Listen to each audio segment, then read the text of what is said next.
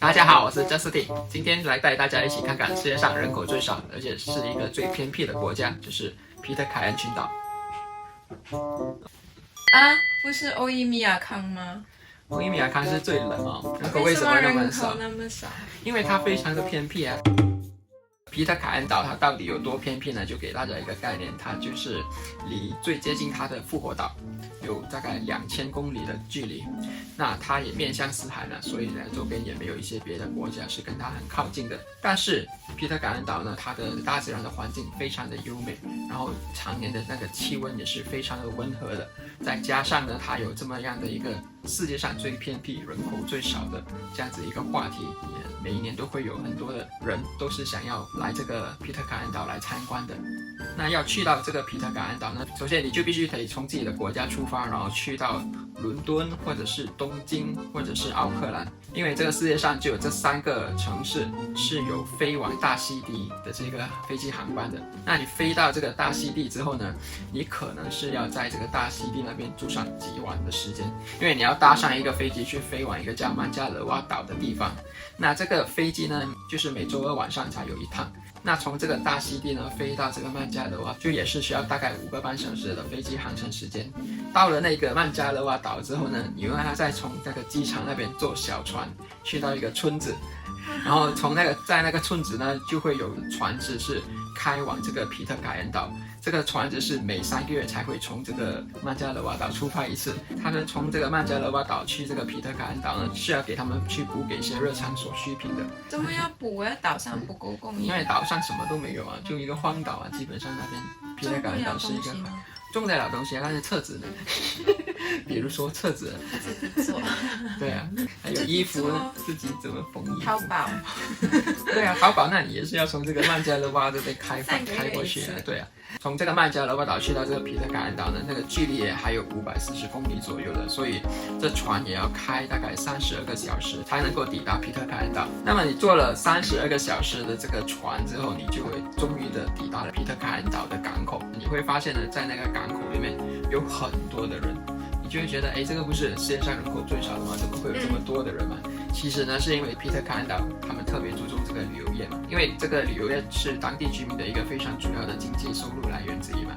所以你抵达的时候呢，你就会发现有好多的人都在港口那边。那其实如果你仔细算一算的话，其实就是整个国家的人都出来迎接这些游客的。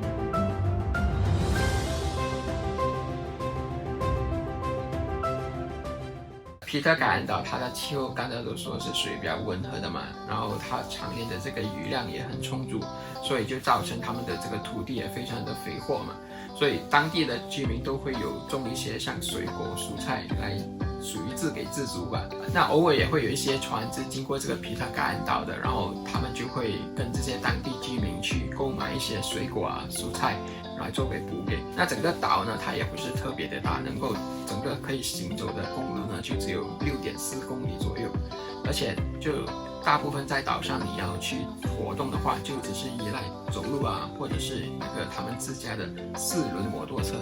但是他们这个岛上的一些山路也非常的不好走的，所以如果你要去那个岛上去参观的话，你的那个体力是要非常的好的。那你就不行了。我不行，还可以吧，应该还是属于可以吧。从现在起要天天运动。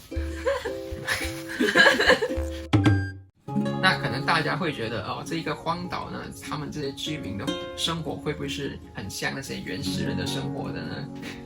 不会啊，刚才你都说淘宝也可以运啊。对对对，那其实这个国家是基本的设备是有的，这个岛上是有一个发电厂的，就是你能够在每一家户里面都看到他们有使用很多的一些电器。只不过呢，这个发电厂呢，每一天晚上的10点半到早上的这个6点半，他们都是关闭的，所以晚上每一天都会有8个小时是没有任何的电源的。估计是这样子的吧，当地的居民的生活习惯现在也是非常的健康的，每天就是早睡早起嘛，晚上都没有电了嘛，晚上也干不了什么了，而且他们也都是有网络设备的，所以每一家户都是能够连接上网络这个国也到家。10点半为止，外面有网络是24小时。那肯定也不健康。在这个岛上，他们比较主要的食物来源呢，就是吃这些海鲜。至少不是冰的。你是说像奥伊米尔康这样子吗？还有就是这个当地的产出的蜂蜜也是非常的出名的，据说是非常的受英国女王所钟爱的。那为什么呢？是因为这个岛上的这个产出的蜂蜜呢是纯天然，而且没有受过任何的污染的。哦，对，有的买吗？你有的卖，就是你要去到这个岛上买。不是有船吗？运过来啊。他们没做出口啊，他们就是卖给当地的一些游客而已，他们没有大那英女量生产。王是什么买的呀？人家是女王，她要什么她都可以要吧。那在这个岛上，你会发现到会有一座学校啊，然后有一个博物馆，有图书馆，然后也有一个便利商店，还有就是教堂。因为当地的居民都是信奉这个基督教的。那说到这个学校呢，他们这个学校基本上大概就只有5名学生。那这些学生到了13岁呢之后呢，就会往这个新西兰这边去继续的中学还有大学的学习了。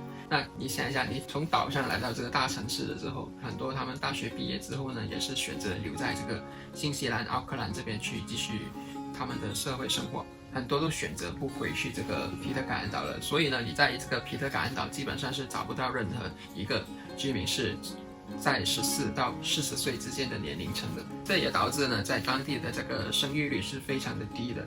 自从1986年以后呢，就没有任何的新生命诞生了，一直到了这个2003年呢，这个岛上才迎接了一个新的生命。那也是因为这个原因呢，英国的政府就想要鼓励更多的人来皮特凯恩岛生活了。当年呢，有推出过一个计划，就是如果谁愿意去这个皮特凯恩岛生活的话呢，他就是免费送一块地给你，然后找当地的居民就帮你去盖房子，立刻变富有人。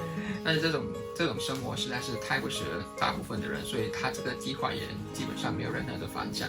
那现在我们就来看一看，到底这个岛上它是怎么样的会被发现的。皮特凯恩岛它的整个国家的发展史是充满了传奇性，然后里面有充满了很多的一些狗血电影情节的。当时的一个英国政府，他就找了一个叫做威廉布莱的海上将军，就命令他带上一些船员，然后去大溪地那边去收集一些叫做面包树的播种，然后带到去这个西印度洋岛那边去播种。那这个布莱呢，就带上他的海军队，就一起开这个叫做邦迪的海军舰，然后往这个大溪地去出发了。那因为他们在去大溪地的整个旅途呢，发生了很多的波折。那这船呢，经历了大概1年的时间呢，才从这个英国呢抵达这个大溪地。所以他们就错过了面包树播种的最好的时间段。那他们没有办法之下呢，就只好的待在这个大溪地，等待这个面包树再次的播种。那你要想一下，他们这些船员，他们是在船上经历了整整1年的那个波折期的。就他们这些都是男性嘛，他们在这个船上整整1年都没有任何的发泄。所以当他们抵达了这个大溪地呢，碰到这些当地的女生之后呢，就他们跟这些女生从生理上还有心理上都产生了感情了。所以呢，后来就大概过了5个月的时间，这面包树种子也开花结果，他们也就可以播种。然后他们就把这些面包树种子搬到这个邦迪号海军舰之后呢，那他们就要准备离开这个大溪地了。但是因为他们这些很多的海军都跟当地的女生产生了感情，所以其实他们你不说组织家庭就好了。还没有到组织家庭的那个地步，现在第3者吗？第3，其实他们都很不愿意的离开，但是因为这个是属于一个军令嘛，他们也不敢的违抗，所以就只好抛弃他们这些爱人，准备回去这个英国那边。那但是刚才我说的这个威廉布莱呢，他其实是一个非常苛刻的人，他对他的手下是非常的不友善不好的。那他们就产生了一个想叛变的一个心态嘛。那这个时候呢，有一个叫做菲利策克里斯蒂安的，他是属于在船上的2将军吧。那他就被他的一些手下所煽动，然后叫他去属于起义。所以他们就把这个威廉布莱跟他们认为会对威廉布莱忠诚的一些海军船员们一起捆绑起来，然后把他们都驱逐到一个小艇上，把他们任由漂洋大海，就属于是放生他们去大海上了。那他们挺善良的，是流放。对而不是杀了。还没有杀，就流放给他。 No killing. 然后他们接过这个邦迪号之后呢，就把这个邦迪号开回去这个大溪地那边，然后就接上他们在大溪地的那些女生爱人一起去逃亡。逃亡，因为他们其实是违抗了军令的，如果英国政府知道这个事之后，他们一定会来追捕他们的。所以他知道他们不能继续的留在这个大溪地那边去生活，他们就需要去找个地方有一个藏身之地嘛。而且呢，这个地方是要在这个世界地图上也是找不到的一个地方。所以他们就从大溪地那边的人听说过，这附近是有一个岛屿是没有人居住的，这个岛屿就是所谓的皮特凯恩岛了。然后他们就成功的发现了这个皮特凯恩岛，然后他们就决定就在这个皮特凯恩岛这边居住了。那他们在降落到这个皮特凯恩岛了之后呢，这个克里斯蒂安当时就做了一个非常重要的决定，他就是立刻就把这个邦迪号这个船给放火烧掉去。他这么做呢是要给所有的人切断后路。因为他怕这些人其中有谁是想要有叛变之心的话，他就可以把这个邦迪号开走，然后就回去可能英国那边去报告。那这个邦迪号现在的这个船的残骸呢，其实你还是可以去参观的，它就是沉入到那个海底那边，在靠近那个岛上叫做邦迪湾的那个地方。怎么你还可以看那个潜水吗？然后就潜水下去，你就可以看得到。哦，而且这个烧船这个事故因为太有名了，所以到现在为止，这个岛上每一年呢都会有举行一次的烧船仪式，就是来就属于对啊，就变成好像是属于这个岛上的国庆日的感觉。那他们在这个克里斯蒂安他们烧了这个船之后呢，就没办法了，就真的是要铁了心要在这个岛上开始他们的新生活了。但是其实因为你要想一下，这个是一个无人岛来的，那不多不少他们这些船员都会有很多的不安的情绪，然后再加上他们对自己家乡的一些思念，而导致了其实他们这些船员们展开了一场你杀我，我杀他的这种情节。内战。对，他们就属于变成互相残杀了。然后再加上他们也是开始酗酒了，所以很多人有时候就喝酒喝到醉的时候，因为这个岛上有很多的悬崖，就直接在悬崖那边掉下来死掉了。这其实后来这个克里斯蒂安他到了这个岛上呢，其实他的内心是非常的不安的。他时常只有自己一个人爬到去一个现在在岛上非常有名的景点，叫做克里斯蒂安洞穴，然后自己一个人躲在那个洞穴里面，就从那个洞穴里看到一个缝的，就一方面是为大家去属于把关探风吧。其实另一方面，可能他自己也是独自坐在那边去思念、去怀念他自己在英国的一些家人、他的爱人。他爱人不是在岛上了吗？那这个克里斯蒂安他自己后来其实也是就被他的同僚所杀掉了。那这个互相残杀的情节一直发生到最后，只剩下一个当时的海军，叫做约翰亚当斯，还有2位从大溪地来的女生，还有他们的一些这些人的后代。就开始克里斯蒂安后代没死。那这个亚当斯后来就觉得不能再这样子下去了，他就开始用这本圣经传教来去安抚大家的一个情绪。